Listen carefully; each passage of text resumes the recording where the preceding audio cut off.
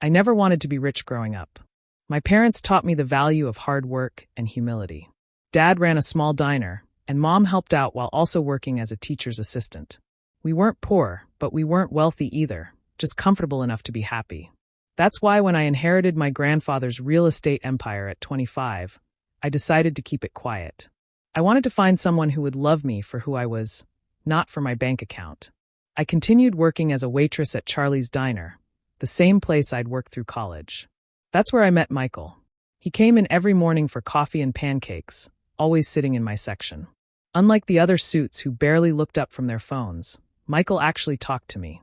He asked about my day, remembered my stories, and made me laugh with his terrible dad jokes. After 3 months of daily pancakes and shy smiles, he finally asked me out. "I know this great little Italian place," he said nervously, fiddling with his tie, "unless you're sick of serving food and would rather get served for a change." I said yes, and that dinner changed my life. Michael was everything I'd hoped for, kind, funny, and genuinely interested in me, not my wallet. When he told me he was a successful architect, I was happy, but not impressed by his status. I fell in love with a man who spent our third date helping an elderly couple change their flat tire in the rain. The trouble started when I met his family, particularly his mother, Victoria Armstrong. The Armstrong family was old money, and Victoria never let anyone forget it. The first time I visited their mansion, she looked me up and down like I was something stuck to her designer shoe. "A waitress," she said, her voice dripping with disdain. How quaint. Michael always had a charitable heart, and he defended me, but Victoria's comments only got worse over time. She made pointed remarks about my simple background, my limited education. I had a business degree, but apparently that wasn't good enough, and my unfortunate career choice. Still, I loved Michael, and he loved me. We got married in a simple ceremony that Victoria called embarrassingly modest. I didn't care. I was happy, and my secret fortune remained safe in the various corporations and trusts my grandfather had set up. Everything changed at Victoria's annual summer gala. She'd been planning it for months, inviting Boston's elite to show off her mansion and her social status. The morning of the party, my lawyer called with interesting news. The deed to Victoria's precious mansion had finally cleared. I'd bought it through one of my shell corporations, along with most of the properties in her exclusive neighborhood. I almost told Michael about my wealth that morning, but Victoria's behavior at the party changed everything. I arrived early to help set up, wearing a simple but elegant blue dress. Victoria took one look at me and sneered. "Oh dear, is that off the rack?" "Well, I suppose it's the best you could do on a waitress's salary." I ignored her like always. The party started, and Victoria's mansion filled with Boston's wealthy and powerful. I recognized most of them, not as their waitress, but as a landlord through various property holdings. They just didn't know it. The humiliation came during Victoria's speech. She stood on the grand staircase, champagne in hand, and began thanking everyone for coming. Then she spotted me, trying to blend into the crowd. "Oh, and let's not forget our special guest," she said, her voice carrying across the marble foyer. "My son's wife, the waitress. You know, sometimes I think Michael married her just to spite me. I mean, what else could a successful architect want with a girl who serves pancakes for a living?" The crowd laughed. Some looked uncomfortable, but no one spoke up. Michael was stuck in traffic, running late. I was alone.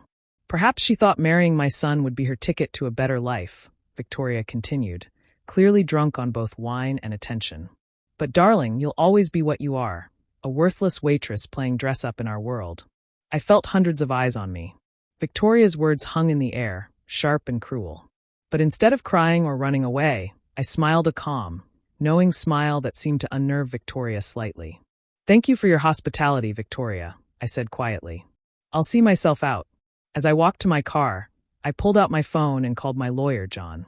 "Remember that renovation clause in the new rental agreement? Let's put it into action first thing tomorrow morning." I drove home to wait for Michael, knowing that Victoria's perfect world was about to crumble. The next morning would bring a surprise that would wipe the smug smile off her face forever. When Michael finally got home that night, I was sitting in our kitchen waiting. He rushed in, looking devastated. "I heard what happened," he said, pulling me into a hug. "I'm so sorry. Mom was completely out of line. I'll talk to her, make her apologize." I shook my head, fighting back tears, not from sadness, but from the weight of what I was about to reveal. "Michael, there's something I need to tell you. Something I should have told you long ago. But before I could continue, my phone buzzed. It was John, my lawyer. Everything was ready for tomorrow morning. Victoria's perfect world was about to be turned upside down, and for the first time since I'd met her, I couldn't wait to see my mother-in-law's reaction. The next morning, dawn bright and clear, I woke up early, my heart racing with anticipation. Michael had already left for an important client meeting, unaware that today would change everything. I dressed carefully in a crisp business suit. No more waitress uniform, no more hiding. At exactly 9 a.m., 3 black SUVs pulled up to Victoria's mansion. I watched from my car as my lawyer John led a team of contractors and legal representatives to the front door. Victoria answered still in her silk robe, her face twisting with annoyance. "What is the meaning of this?" she demanded. John smiled professionally. "Mrs. Armstrong, I represent Boston Heritage Properties as your new landlord. We're here to inform you that we'll be beginning extensive renovations on this property effective immediately." Victoria's face went pale. "This is absurd. I own this house." "Not anymore," John replied, handing her a thick envelope. "The property was purchased last month by my client. As per the agreement your lawyer signed, you're now renting with a mandatory renovation clause." "This is impossible," Victoria screeched. "Who dares to?" That was my cue. I stepped out of my car and walked up the marble steps, enjoying the way Victoria's eyes widened in disbelief. "Hello, Victoria," I said calmly. Her voice faltered. But you're a waitress." I smiled, thinking of my grandfather and everything he taught me about business. "I am many things, Victoria. A waitress, yes. I'm also the owner of this house, most of the properties in this neighborhood, and about 60% of the commercial real estate in downtown Boston." The contractors started moving in equipment as Victoria stood frozen in shock. "The renovation will take about 6 months, I continued, "during which time you'll need to vacate the premises. Of course, as your landlord, I'm required to offer you alternative accommodation." I handed her a glossy brochure for a modest apartment complex across town. "It's not quite up to your usual standards, but it's the best I could do on such short notice. Unless you'd prefer to stay with your sister in Connecticut?" Victoria's face turned an alarming shade of red. You planned this all along. You were just waiting to humiliate me." "No, Victoria," I said firmly. "I kept my wealth secret because I wanted people to know me for who I am, not what I own. You're the one who chose to judge me, to humiliate me, to treat me like I was worthless because of my job." Just then, Michael's car pulled into the driveway. He got out, staring in confusion at the scene before him. "What's going on?" he asked, looking between me and his mother. Victoria launched into a hysterical explanation, but I held up my hand. "Michael, remember what I tried to tell you last night? It's time you knew the truth." Over the next hour, sitting in what was now technically my living room, I told my husband everything about my grandfather, the inheritance, and why I kept it secret. Michael listened quietly, his expression unreadable. "So all this time," he said finally, "you were worried I might want you for your money?" I nodded, tears forming in my eyes. "I loved you for who you are, Michael. I wanted to be sure you loved me for who I am too." He pulled me into a tight hug. I fell in love with a kind, hardworking waitress who always had time to help others and never looked down on anyone. Finding out she's also a secret real estate mogul doesn't change anything, except maybe where we go for vacation. Victoria, who had been unusually quiet, suddenly found her voice. "Michael, can't you see? She deceived us. She made fools of us." Michael turned to his mother, his expression hardening. "No, Mom. You made a fool of yourself all those times you mocked and belittled my wife. You showed everyone exactly who you are. The only difference is now they know who she is too." Over the next few weeks, Victoria's perfect world crumbled. The renovation forced her to move to the apartment I had offered, and mysteriously, her sister had no room for her. Her social circle buzzed with the news that the waitress they'd all laughed at was actually their landlord. But the real change came 3 months later. I was leaving Charlie's Diner after my usual Saturday morning shift.